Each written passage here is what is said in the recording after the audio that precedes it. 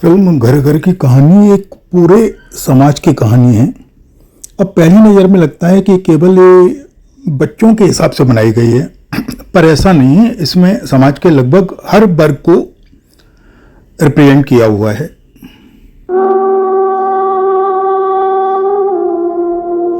अब इस मूवी में निरूपा राय और बलराज साहनी आम माता पिता हैं जो ईमानदारी से जिंदगी बिताते हैं, और उनके हैं 3 बच्चे, रवि, रूपा और राजा।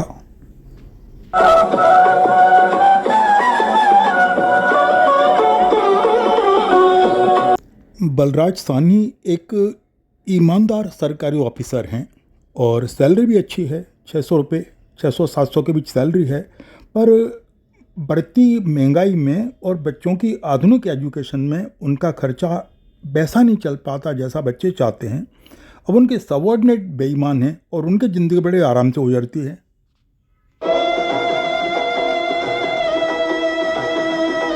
बलराज साहनी के सबऑर्डिनेट बने हैं ओम प्रकाश उर्फ साधु राम, जो बढ़िया ऊपरी आमदनी करते हैं, जम के बेईमानी करते हैं और घर में काफ़ी पैसा लेके आते हैं।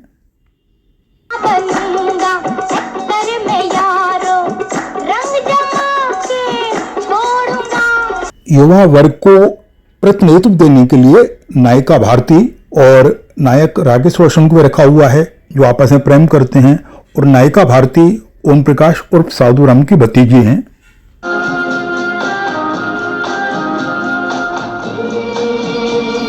बलराज साहनी के तीनों बच्चे अच्छे स्कूल में पढ़ते हैं, जहां और अमीर घरों के बच्चे भी आते हैं। तो डेफिनेटली इन बच्चों में एक गिल्ट कॉन्शियस डेवलप होता है कि हमारे फादर उतना नहीं कमा रहे जितना वो कमा सकते हैं, ऊपरी आमदनी ला सकते हैं। तो वो घर में अपनी मांगे खड़ी कर देते हैं, और जब मांग पूरी नहीं होती तो हंगर स्ट्राइक पे चले जाते हैं।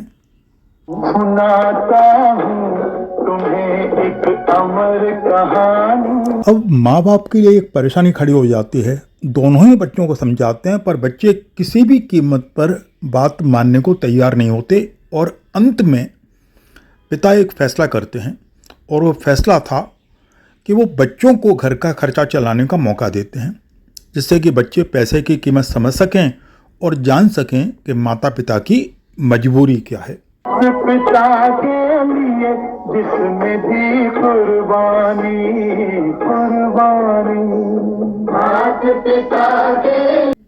बच्चों को भी मन में कहीं रहता है कि माँ बाप जानबूझ करके उनकी समस्याएं नहीं समझ रहे या उनकी मांगों को पूरा नहीं कर रहे, जबकि उनके पास पैसे हैं या वो पैसे खर्च करते हैं। तो जब उन्हें मौका मिलता है घर का खर्चा चलाने का और घर की पूरी आमदनी हाथ में आने का, तो बड़े खुश होते हैं और काफ़ी अच्छी प्लानिंग भी करते हैं।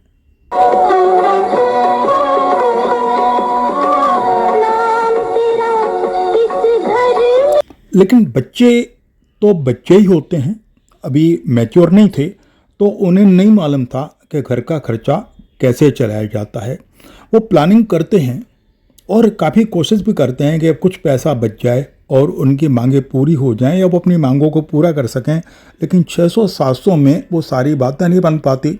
कभी घर में कोई मेहमान आ जाते हैं, कभी माँ की तबीयत खराब हो जाती है, कभी कोई और बात हो जाती है, और हर बार एक नई परेशानी खड़ी हो जाती है।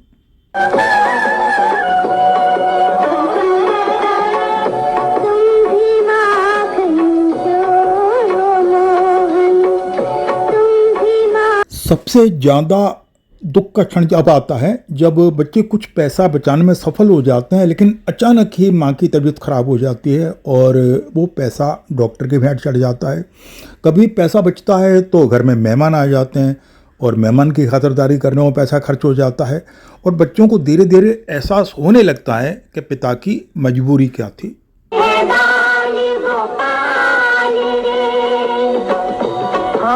बलराज साहनी का जो भ्रष्ट सबऑर्डिनेट था उसे भी अपने कर्मों का दंड मिलता है, और एक दिन वो छापे का शिकार होता है और उसका सारा पैसा जब्त हो जाता है। भतीजे की शादी में परेशानी आती है। अंत में बलराज साहनी ही उसकी शादी किसी तरह से करवाते हैं। इस मूवी का शानदार संगीत दिया था कल्याण जी आनंद जी ने।